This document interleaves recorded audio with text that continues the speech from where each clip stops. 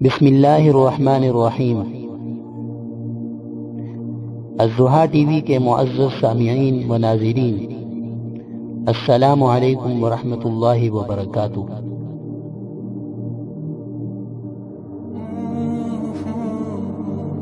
الضحیٰ T V آج آپ حضرات کے سامنے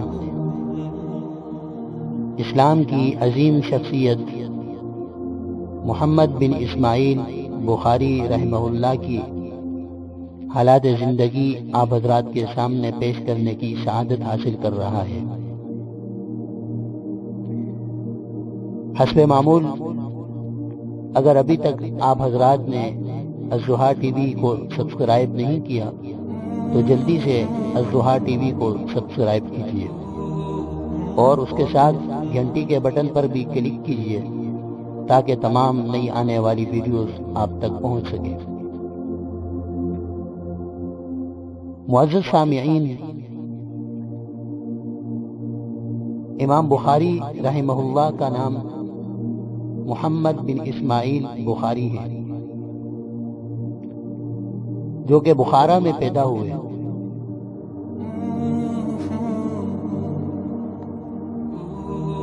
امام بخاری کے والد بھی ایک محدث تھے اور امام مالک کے شاگرد تھے۔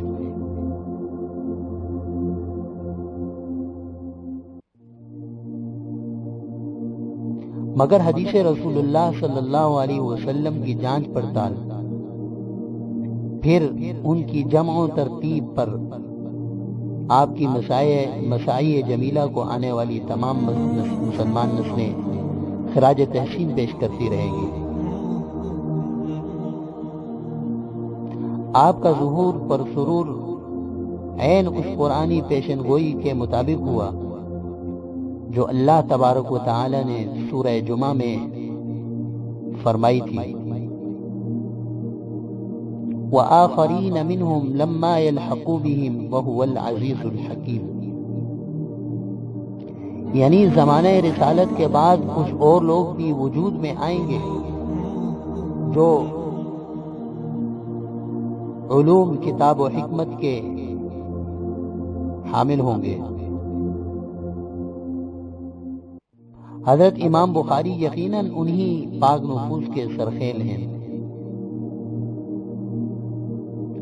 رسول اللہ صلی اللہ علیہ وسلم نے فرمایا تھا کہ آل فارس میں کچھ ایسے لوگ پیدا ہوں گے کہ اگر دینی علوم ثریا ستارے پر ہوں گے تو وہاں سے بھی وہ ان کو ڈھونڈ نکال لائیں گے۔ امام بخاری کا درجہ احادیث کو چھان پھٹک کر ترتیب دینے میں اتنا اونچا ہے کہ بلا اختلاف الجامع الصحیح یعنی صحیح بخاری شریف کا درجہ صحت میں قرآن پاک کے بعد پہلا ہے۔ امام بخاری کا نام محمد، کنیت ابو عبداللہ ہے، والد اسماعیل بن ابراہیم بن مغیرہ ہیں۔ امام بخاری کے پردادا مغیرہ حاکم بخارا امام جعفری کے ہاتھ مشرف با اسلام ہوئے تھے۔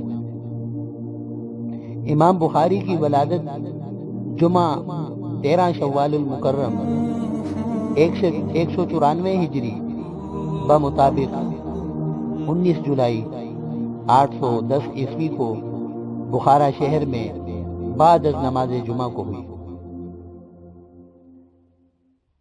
امام بخاری کا سلسلہ نسب یہ ہے: ابو عبداللہ محمد بن اسماعیل بن ابراہیم بن مغیرہ۔ آپ کے والد ماجد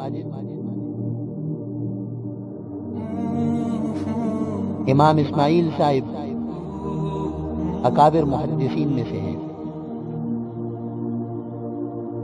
ان کی کنیت ابو الحسن ہے، حضرت امام مالک کے اخص تلامذہ میں سے ہیں، اور حضرت امام مالک کے علاوہ حماد بن زید اور ابو معاویہ، عبداللہ بن مبارک وغیرہ سے آپ نے احادیث روایت کی ہیں۔ احمد بن حفص، نصر بن حسین وغیرہ آپ کے شاگرد ہیں۔ اس قدر پاک باز اور متدین محتاط تھے کہ خاص طور پر اکل حلال میں کہ آپ کے مال میں ایک درم بھی ایسا نہ تھا جسے مشکوک یا حرام قرار دیا جا سکے۔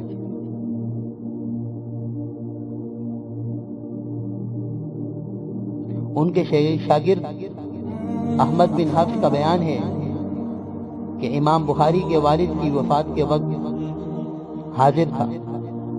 اس وقت آپ نے فرمایا کہ میں اپنے کمائے ہوئے مال میں ایک درم بھی مشتبہ چھوڑ کر نہیں چلا ہوں۔ یہ فخر امت میں کم ہی لوگوں کو حاصل ہوا ہے کہ باپ بھی محدث ہو اور بیٹا بھی محدث، بلکہ سید المحدثین۔ اللہ تعالیٰ نے یہ شرف حضرت امام بخاری کو نصیب فرمایا۔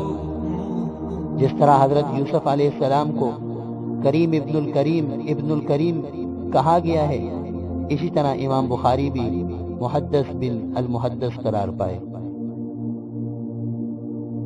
مگر صد افسوس کہ والد ماجد نے اپنے ہونہار فرزند کا علمی زمانہ نہیں دیکھا اور آپ کو بچپن ہی میں داغ مفارقت دے گئے۔ حضرت امام بخاری کی تربیت کی پوری ذمہ داری والدہ محترمہ پر آ گئی، جو نہایت ہی خدا رسیدہ عبادت گزار شب بیدار خاتون تھی۔ والدین کے علمی شان اور دینداری کے پیش نظر اندازہ لگایا جا سکتا ہے کہ حضرت امام کی تعلیم و تربیت کس انداز کے ساتھ ہوئی ہوگی۔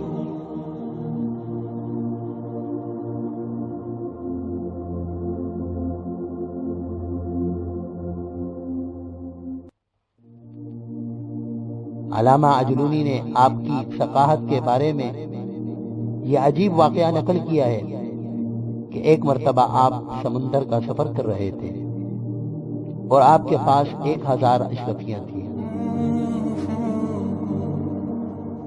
ایک رفیق سفر نے عقیدت مندانہ راہ و رسم بڑھا کر اپنا اعتماد قائم کر لیا۔ حضرت امام بخاری نے اپنی اشرفیوں کی اطلاع اسے دے دی۔ ایک روز آپ کا یہ رفیق سو کر اٹھا تو اس نے بآواز بلند رونا شروع کر دیا اور کہنے لگا کہ میری 1000 اشرفیاں گم ہو گئی۔ چنانچہ تمام مسافروں کی تلاشی شروع ہوئی اور حضرت امام نے یہ دیکھ کر کہ اشرفیاں میرے پاس ہیں اور وہ 1000 ہیں، تلاشی میں ضرور مجھ پر چوری کا الزام لگایا جائے گا، اور یہی اس کا مقصد تھا۔ امام نے یہ دیکھ کر وہ تھیلی سمندر کے حوالے کر دی۔ امام کی بھی تلاشی لی گئی مگر وہ اشرفیاں ہاتھ نہ آئیں، اور جہاز والوں نے خود اسی مکار رفیق کو ملامت کی۔ سفر ختم ہونے پر اس نے حضرت امام سے اشرفیوں کے بارے میں دریافت کیا تو آپ نے فرمایا کہ میں نے ان کو سمندر میں ڈال دیا۔ وہ بولا کہ اتنی بڑی رقم کا نقصان آپ نے کیسے برداشت فرما لیا؟ آپ نے جواب دیا کہ جس دولت ثقافت کو ہم نے تمام عمر عزیز گنوا کر حاصل کیا ہے، اور میری ثقافت جو تمام دنیا میں مشہور ہے، کیا میں اس کو چوری کا اشتباہ اپنے اوپر لے کر ضائع کر دیتا اور ان اشرفیوں کے عوض اپنی دیانت اور امانت اور ثقافت کا سودا کر لیتا؟ میرے لیے یہ ہرگز مناسب نہ تھا۔ حضرت امام بخاری رحمۃ اللہ علیہ کی مشہور کتاب الجامع الصحیح البخاری، اس کا پورا نام الجامع المسند الصحیح المختصر من امور رسول اللہ صلی اللہ علیہ وسلم وسننہ وایامہ ہے۔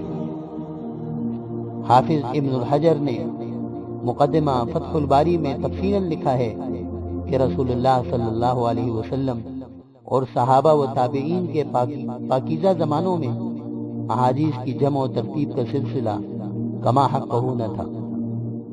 ایک تو اس لیے کہ شروع زمانہ میں اس کی ممانعت تھی، جیسا کہ صحیح مسلم کی روایت سے ثابت ہے، محض اس ڈر سے کہیں قرآن مجید اور احادیث کے متون باہمی طور پر گڑبڑ نہ ہو جائیں۔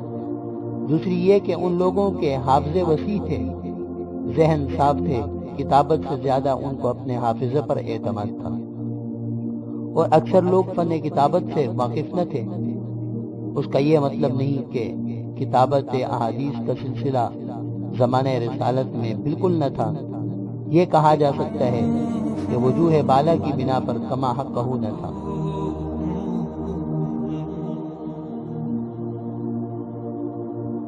پھر تابعین کے آخر زمانہ میں احادیث کی ترتیب و تدویب شروع ہوئی۔ خلیفہ خامس حضرت عمر بن عبدالعزیز رحمہ اللہ نے حدیث کو ایک فن کی حیثیت سے جمع کرانے کا اہتمام فرمایا۔ تاریخ میں ربیع بن شبیح اور سعید بن عروبہ وغیرہ وغیرہ حضرات کے نام آتے ہیں جنہوں نے اس فن شریف پر باضابطہ قلم اٹھایا۔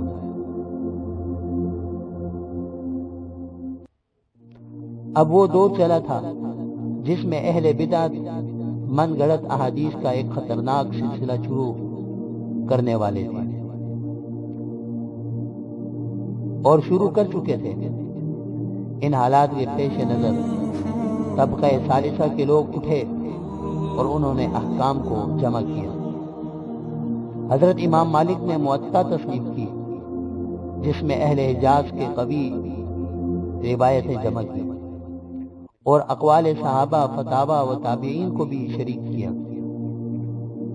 ابو محمد عبد الملک بن عبدالعزیز بن جری نے مکہ مکرمہ میں، اور ابو عمر عبد الرحمن بن عمر اوزاعی نے شام میں، اور عبداللہ سفیان بن سعد سوری نے کوفہ میں، اور ابو سلمہ حماد بن سلمہ دینار نے بصرہ میں حدیث کی جمع و ترتیب اور تالیف پر توجہ فرمائی۔ ان کے بعد بہت سارے لوگوں نے جمع احادیث کی خدمت انجام دی، اور دوسری صدی کے آخر میں بہت سی مستندات وجود پذیر ہوئی، جیسے مسند امام احمد بن حنبل، مسند امام اسحاق بن راہویہ، مسند امام عثمان بن ابی شیبہ، مسند امام ابو بکر بن ابی شیبہ وغیرہ وغیرہ۔ ان حالات میں سید المحدثین امام الائمہ حضرت امام بخاری رحمہ اللہ کا دور آیا۔ آپ نے ان جملہ تصانیف کو دیکھا، ان کو روایت کیا،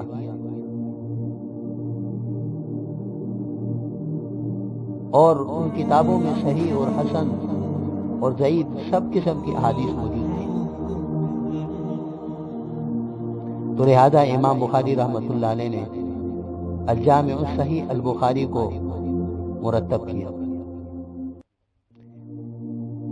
طریقہ تالیف یہ تھا، اس کے بارے میں خود امام بخاری رحمۃ اللہ علیہ فرماتے ہیں کہ میں نے کوئی حدیث اس کتاب میں اس وقت تک داخل نہیں کی جب تک غسل کر کے 2 رکعت نماز ادا نہ کر لی ہو۔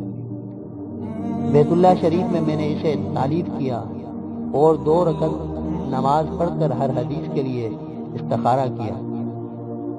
مجھے جب ہر طرح سے اس حدیث کی صحت کا یقین ہوا تب میں نے اس کے اندراج کے لیے قلم اٹھایا۔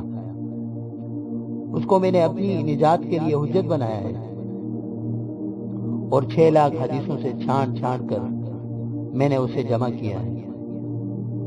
علامہ ابن عدی اپنے شیوخ کی ایک جماعت سے ناقل ہیں کہ امام بخاری الجامع الصحیح کے تمام تراجم و ابواب کو حجرہ نبوی اور منبر کے درمیان میں بیٹھ کر اور ہر ترجمۃ الباب کو 2 رکعت نماز پڑھ کر اور استخارہ کر کے کامل اطمینان قلب حاصل ہونے پر صاف کرتے۔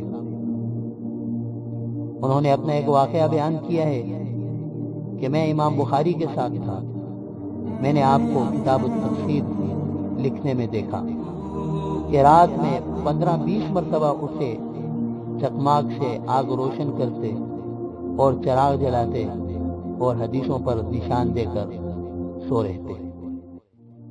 اس سے پتہ چلتا ہے کہ امام بخاری رحمہ اللہ سفر و حضر میں ہر جگہ تالیف کتاب میں مشغول رہا کرتے تھے، اور جب بھی جہاں بھی کسی حدیث کے صحیح ہونے کا یقین ہو جاتا اس پر نشان لگا دیتے۔ اس طرح 3 مرتبہ آپ نے اپنے ذخیرہ پر نظر فرمائی، آخر تراجم و ابواب کی ترتیب اور تہذیب اور ہر باب کے تحت حدیثوں کا درج کرنا، اس کو امام صاحب نے ایک بار حرم محترم میں اور دوسری بار مدینہ منورہ مسجد نبوی ممبر اور محراب نبوی کے درمیان میں بیٹھ کر انجام دیا۔ اسی تراجم و ابواب کی تہذیب و تبویب کے وقت جو حدیثیں ابواب کے تحت لکھتے پہلے غسل کر کے استخارہ کر لیتے۔ اس طرح پورے 16 سال کی مدت میں اس عظیم کتاب کی تالیف سے فارغ ہوئے۔ امام بخاری رحمۃ اللہ علیہ کے اساتذہ میں سے جن سے امام بخاری رحمۃ اللہ علیہ نے فیض حاصل کیا ان کی تعداد 1080 بتائی جاتی ہے۔ ان میں امام احمد بن حنبل، علی بن المدینی، یحییٰ بن معین، محمد بن یوسف، ابراہیم الاشعث، قتیبہ بن سعید خاص طور پر قابل ذکر ہیں۔ امام بخاری نے 61 سال 11 ماہ 18 یوم کی عمر میں جمعہ 1 شوال المکرم 256 ہجری بمطابق 1 ستمبر 870 عیسوی کو بعد نماز عشاء خرطنگ میں وفات پائی، جو سمرقند شہر سے 10 میل کے فاصلے پر واقع ہے۔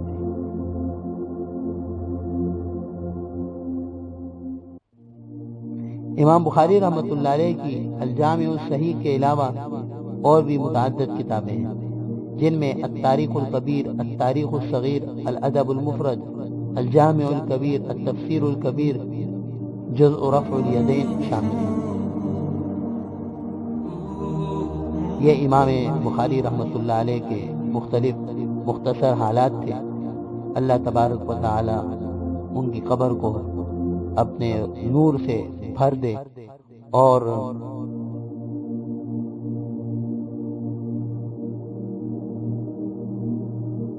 جنت الفردوس میں اعلیٰ مقام عطا فرمائے۔ اللہ تبارک و تعالی ہم سب کو امام بخاری اور جتنے بھی شخصیات گزری ہیں ان کے مطابق چلنے کی توفیق عطا فرمائے۔